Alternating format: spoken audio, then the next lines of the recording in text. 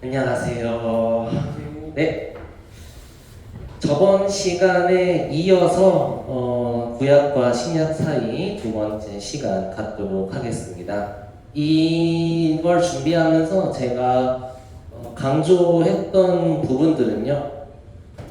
구약과 신약 사이에 400년이라는 긴 시간이 있지만은 이게 성경에 직접적으로 언급이 안 되기 때문에 큰 관심을 갖지 않습니다. 하지만은 그 역사를 알아보면은 성경을 이해하는데 굉장한 유익을 얻을 수 있기 때문에 저희가 배운다고 말씀드렸고요. 그리고 구약에는 없었다가 갑자기 신약에 등장하는 것들이 많이 있죠. 예를 들어서 뭐 회개 세례라든지 아니면 바리새인 사두개 아니면 회당 뭐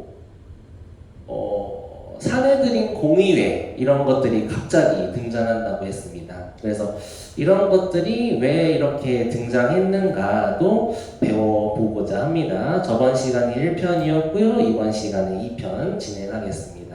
저번 시간 뭐 간단하게 그냥 스크립트만 쭉쭉 넘겨보면은 역사를 좀 간략하게 배웠었습니다.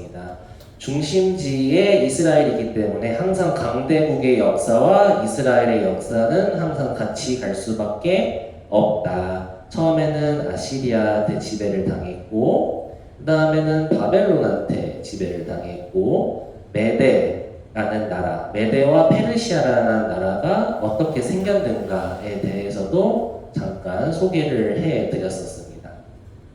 그 다음에 페르시아가 그때 당시에 그리스, 근데 아직 완벽한 그리스는 아니고 폴리스로 이루어져 있는 아테네와 스파르타와 전쟁을 벌였었는데 페르시아가 패배를 하게 되는 사건도 있었습니다. 그걸 바탕으로 했던 영화가 300이라는 영화였고요. 그 다음에 알렉산더 대왕이 등장해서 인도 앞까지 정복을 했던 역사를 말씀드렸었고요. 그 다음에 바벨론으로 돌아와서 쉬고 있는 동안에 꽥 하고 죽어서 4명의 장군에 의해서 나라가 4개로 분열이 됐고, 헬레니즘 문화는 그대로 남아있는 상태에서 여러 가지 헬라 문화가 전 세계에 공급이 되고 있었다. 그리고 그 가운데 제가 안티오코스 에피파네스 4세를 소개를 해드렸습니다. 이 안티오코스 에피파네스 4세가 유다 땅을 정말 괴롭혔는데 그거를 탐탁치 않게 봤던 마따디아라는 제사장이 마카비 혁명을 일으켰습니다. 마따디아의 세 번째 아들 이름이 유다 마카비인데요. 그 마카비가 혁명을 일으켜서 성전을 거룩하게 지키는 날, 수전절을 또 만들게 됐습니다. 그 다음에 로마가 등장했고, 율리우스 카이사르와 옥타비아누스 두 명의 유명한 가이사가 등장하고, 이 성경의 역사가 로마의 역사와 크게 다르지 않더라. 이런 것도 말씀을 드렸었습니다. 그 다음에 이게 다니엘하고도 연관이 되어 있다라고 이제 언급을 드렸고, 그 다음에는 어떤 일들을 준비하셨는지에 대해서 제가 말씀을 드리고자 합니다. 요거는요, 첫 번째는 근데 제가 부탁드리고 싶은 거는 절대로 이걸 막 외우려고 하시거나 그렇게 하라는 게 아니고 그냥 이런 것들이 있었구나 하고 그냥 슬쩍슬쩍 보시고 넘어가시면 될 것 같아요. 저는 그냥 이런 게 있었다를 소개해 드리려고 하는 거지 이걸 가지고 시험 보겠습니다 하는 건 아니니까요. 그래서 그냥 넘어가 주시면 될 것 같아요. 자, 회당인데 구약에는 회당이 없었는데 갑자기 신약 시대에 회당이 생기죠. 이게 무슨 일로 생겼냐? 일단은 시작은 바벨론에 의해서 유다 백성들이 전 세계로 뿔뿔이 흩어지는 최초의 디아스포라가 형성이 됩니다. 그러니까 이 전 세계로 뿔뿔이 흩어진 남유다 백성들은 성전에서 원래 신앙생활을 했었는데 성전으로 모일 수가 없게 된 거예요. 그러니까 우리는 성전에서 예배를 볼 수가 없으니까 성전 중심의 예배가 아니고 에스라가 가르쳐준 대로 율법 중심의 예배를 드리자라고 해서 성인 남자 10명이 모이면은 회당이라는 거를 건설하게 된 거예요. 그래서 회당을 건설해서 이렇게 저렇게 성경을 가르치고자 했는데 시간이 흘러 전 세계로 뿔뿔이 흩어진 유대 백성들이 점점 히브리 말을 잊어버리기 시작하는 거예요. 그러면서 세계 공용어인 아람어만 기억하게 되고 점점 이스라엘 말을 까먹으니까 이스라엘 성경을 못 읽게 되는 거예요. 그런 일들이 벌어지는 겁니다. 그래서 이 회당의 중심에서 성경을 가르칠 만한 사람을 뽑아야겠다 해서 뽑은 게 들어보셨을 거예요. 랍비입니다. 그 랍비는 대부분 바리새인들이었어요. 근데 이 랍비가 성경을 가르치다 보니까 너무 어려운 거예요. 저희도 개역 한글 성경 읽다 보면 어렵잖아요. 그러니까 이 어려운 성경을 쉽게 해주기 위해서 탈무드 같은 성경을 쉽게 풀어주는 이런 책들이 나오기 시작했던 겁니다. 그래서 이런 것들을 통해서 회당에서 사람들이 유대교 신앙을 지키고 있었던 거예요. 그래서 예수님께서도 전도하러 가실 때마다 회당을 들르셨고 회당에서 가르치셨고 사도 바울도 어디 로마든 그리스든 어디 곳곳을 갈 때마다 항상 거기에는 회당이 있었죠. 그러니까 이 회당을 가서 전도를 하니까 전 세계적으로 사도 바울이 돌아다니면서 전도를 할 수 있었다. 그러니까 이 회당도 하나님께서 계획하신 것이었다.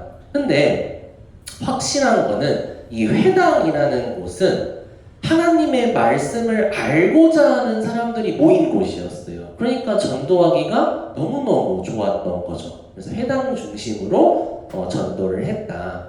두 번째는 성경입니다.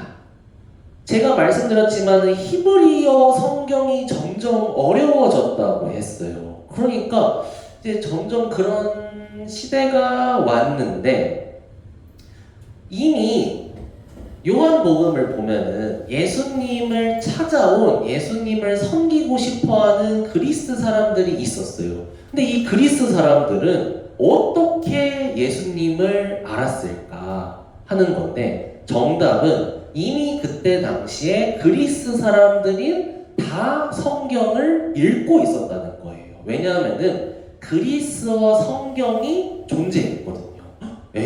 갑자기 왜 그리스어 성경이 존재했냐? 아주 고마운 사람이죠. 알렉산더 대왕이 이때 당시에 헬레니즘 문화를 펼치면서 전 세계를 그리스어, 헬라어를 공용어로 만들게 됐어요. 그러니까 어딜 가든 그리스어로 대화할 수 있고 심지어 이스라엘도 프톨레마이오스와 안티오코스에 의해서 그리스에 의해서 지배를 받았잖아요. 수백 년간. 그러니까 이미 이스라엘 사람들도 그리스어화가 다 이루어진 거죠. 근데 여기 알렉산드리아라는 이집트의 도시가 있어요. 여기가 알렉산더를 칭송하기 위해서 이름도 알렉산드리아라고 지었다고 해요. 근데 여기에 그때 당시에 전 세계에서 가장 큰 도서관이 있었다고 합니다. 지금도 알렉산드리아 도서관이 이렇게 있다고 하는데 근데 이때 알렉산드리아가 헬라 시대 문화와 경제의 중심지다 보니까 이 프톨레마이오스 왕도 이때 당시에 유대인들이 이 도시에 많이 살았었거든요. 그러니까 프톨레마이오스 왕이 유대인들한테 잘 보이고 싶은데 유대 사람들한테 필요한 게 뭘까라고 하니까 이때 알렉산드리아의 대도서관 관장인 데메트리토스라는 사람이 그러면은 이 유대 사람들 성경이면 환장하던데 성경을 그리스어로 번역해 주시는 건 어때요? 맞다. 이게 진짜 좋은 것 같다. 그래. 그러면은 이 성경이라는 거를 한번 헬라어로 번역해 주자 해가지고 누가 번역할래? 해서 이 이스라엘 땅에서 12지파에서 가장 성경 지식이 뛰어난 사람들 6명씩 12 곱하기 6을 해서 72명을 뽑은 거예요. 그래서 그 72명이 100년 동안 걸쳐서 헬라어로 번역한 구약 성경이 이 72년 성경입니다. 들어보셨을 거예요. 여기 L이 50이고 XX가 10, 10해서 70이래요. 그래서 이 72년 성경 셉투아진트라고 하는 이 72년 번역이 이미 예수님께서 오시기 전에 다 번역이 되어 있었다. 따라서 예수님이 오셨을 때는 그냥 성경을 술술술술 읽으셔도 전 세계 사람들이 그 말을 다 이해할 수 있는 배경과 바탕이 다 되어 있었다라는 겁니다. 다음 세 번째로는 갑자기 에세네파, 바리새파, 사두개파 이렇게 세 개의 파가 등장하는데 성경에서는 바리새파, 사두개파만 등장하지만은 이 에세네파도 간접적으로 등장해요. 누굴 통해서 등장하냐면은 바로 세례 요한이 에세네파였거든요. 그래서 요거에 대해서 좀 간단하게 설명을 드리려고 해요. 근데 이게 내용을 외우려고 하면 복잡하고요. 그냥 슬슬슬슬 들으면은 들을만해요. 그러니까 그냥 가볍게 들어주세요. 자, 마카비 혁명을 할 때 이 마따디아라는 제사장이 처음에 반역을 일으키고 유다 마카비라는 사람이 마카비 혁명을 성공함으로써 하스몬 왕조를 건설합니다. 그다음 두 번째로 그 다섯 번째 아들인 이 요나단이라는 사람이 왕이 돼요. 근데 이 왕만 해야 되는데 나 요나단 유다의 지도자 대제사장도 하고 싶다 해가지고 자기 스스로 대제사장을 하고 싶어 하는 거예요. 근데 성경적으로는 제사장 사독 출신의 혈통만 대제사장이 될 수 있다고 성경에서 언급을 했거든요. 근데 이것을 무시하고 이 요나단이라는 왕이 왕과 함께 대제사장을 함께 했던 거예요. 그래서 이거를 반대했던 율법을 잘 지키는 경건한 사람들이 이것은 말도 안 돼요! 하나님이 허락하지 않으셨습니다! 하면서 이 정통성 없는 이 요나단이 대제사장을 하는 것을 반대하면서 목숨 걸고 결사 반대하게 돼요. 근데 이들이 이제 속세를 떠나서 이런 이스라엘, 부패한 이스라엘 여기선 살 수가 없다. 광야로 떠나자 해가지고 광야의 동굴에서 모여 살게 됩니다. 이 에세네파는 신약 성경에는 직접 언급되지 않지만은 경건하다, 치유자라는 뜻을 가지고 있습니다. 그리고 제가 뭐예요? 이들은 안식일도 지키고 사유재산도 없었고 모든 재산을 서로 통용했어요. 이 부분에서도 에세네파가 등장하는 겁니다. 그 다음에 1년이 지나면은 목욕을 할 수 있고 2년이 지나면은 성찬을 할 수가 있었어요. 세례와 성찬. 신약에서 갑자기 등장했는데 이 세례와 성찬의 배경이 바로 에세네파였다라는 겁니다. 근데 이들은 동굴에서 성경 연구를 했는데 저희 이거 성경 강연 때마다 보잖아요. 사해 사본이 쿰란 동굴에서 발견된다. 근데 왜 이 광야 한가운데 성경이 있는 거죠? 그죠? 왜 이 광야 한가운데 사람이 아무도 안 사는데 여기에 왜 성경이 있는 거죠? 이게 바로 에세네파가 여기 살았다는 증거인 겁니다. 그래서 에세네파는 이런 동굴에서 속세를 떠나서 광야에서 메뚜기와 석청을 먹으면서 성경 연구를 했다는 거죠. 이게 성경 강연에서도 나오는 영상이죠. 그야말로 우연히 발견된 동굴 하나가 온 세계의 관심을 보호학과 구약 세우세에 집중시키고 자세히 들어보시면은 파피루스 몇 장이 2000년 가까운 세월을 고스란히 느낀 채 남아 있었습니다. 유대 신비주의의 한 분파인 에세네파가 남긴 것으로. 자, 그래서 이 에세네파가 성경을 이때 당시에 공부를 했다. 자, 그리고 그때 당시에 침례라는 것도 갑자기 등장하잖아요. 그래서 SNF파는 이 공동체에 아무나 들이지 않고 자기네 공동체에 입교한 지 1년이 지난 사람한테 목욕을 할 수 있게 해줬다고 했다잖아요. 이게 침례의 배경이 된다라고 합니다. 그래서 이 침례랑 성찬이 갑작스럽게 등장하게 된 배경도 이 SNF파의 영향을 받았다. 그러니까 갑자기 등장했던 신약 성경이 이런 식으로 좀 이해가 가는 걸 보실 수가 있죠. 그 다음에 두 번째는 바리새파를 하기 전에 사두개파를 먼저 하고 싶은데, 이 사두개파는 뭐 어원을 알 수 없다고 하는데 이 제사장 사독, 이 대제사장 사독의 계열을 따른다라고 해서 사독파 해가지고 사두개파라고 불렸다는 설도 있습니다. 근데 이 사두개파는 제사장 가문의 귀족 출신인데 좀 대놓고 말하면은 얘네들은 상태가 안 좋은 애들이에요. 사두개파는. 바리새파는 좀 별개인데 사두개파는 그냥 딱 봐도 상태가 안 좋은 애들입니다. 왜냐하면은 이 대제사장은 항상 사두개파 출신이었는데 이 사두개파는 항상 어디에 모여 있었냐면은 성전에 모여 있었어요. 바리새인도 성전에 모여 있지 않았나요? 아니요. 바리새인은 회당에 모여 있었어요. 사두개인은 성전에 있었고 바리새인은 회당에 있었고 SNF파는 광야에 있었어요.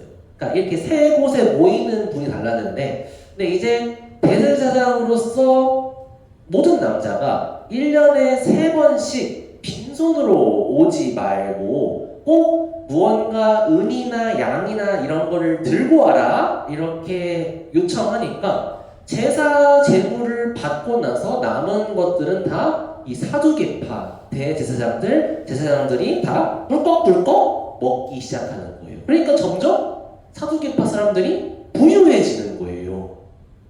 근데 성경을 읽다 보면은 이 구약 성경에 형식적인 제사를 비판하는 구약 성경 구절들이 굉장히 많거든요. 뭐 예를 들면은 순종이 제사보다 낫다. 제사보다 낫다. 나는 인애를 원하고 제사를 원치 않고 번제보다 나를 아는 것을 원한다. 제사 필요 없다. 주는 제사를 즐겨 아니하신다. 번제를 기뻐하지 아니하신다. 하나님께서 구하시는 제사는 그 제사가 아니고 상한 심령이다. 너희가 무수한 재물을 갖고 와도 내게 무엇이 유익하냐? 나는 그런 거를 기뻐하지 않는다. 너희가 번제나 소제를 드릴지라 내가 안 받을 거다. 화목제도 안 받을 것이다. 하니까 이 사두개파 사람들이 이 성경 구절이 싫은 거예요. 왜? 이런 것들 때문에 제사를 덜 가져올까봐 조마조마한 거죠. 그래서 어떤 특단의 조치를 내리냐? 바로 구약 성경에서 모세 오경을 제외하고는 다 부정한 거예요. 그래서 다들 아실 거예요. 사두개파는 영혼도 안 믿고 부활도 안 믿고 천사와 악마도 안 믿고 천국과 지옥도 안 믿습니다. 이걸 한마디로 요약하면은 영적인 세계에는 관심이 없는 거예요. 오로지 현세에 빠져있는 대표적인 종교인들이라는 거죠. 좀 이렇게 말씀드리기는 죄송스럽지만 우리 현대 기독교인들 중에서도 자기 몸이 고침받기를 원하고 돈을 많이 벌기를 원하고 자기 자녀가 합격하기를 원하고 그런 마음에서 기독교 교회를 다니는 사람들이 계시겠죠? 그런 사람들이 바로 사두개파에 속한 존재다라는 겁니다. 그래서 세례 요한이 이들한테 정확히 뭐라 그러냐면은 이 독사의 자식들아 하면서 신랄하게 비난을 하죠.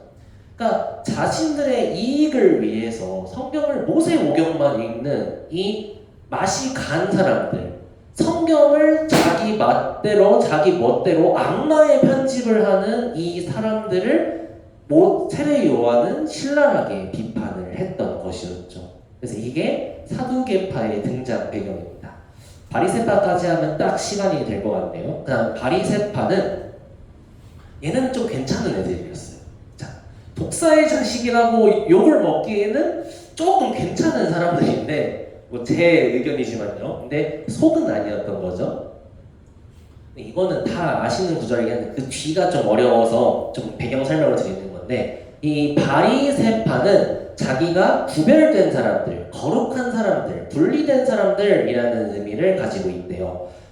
회당에서 주로 활동했고, 그다음에 율법과 장로들의 유전을 굉장히 중요시 여겼고, 영적인 세계를 믿었어요. 천사, 사후세계, 부활 이런 것도 믿었습니다.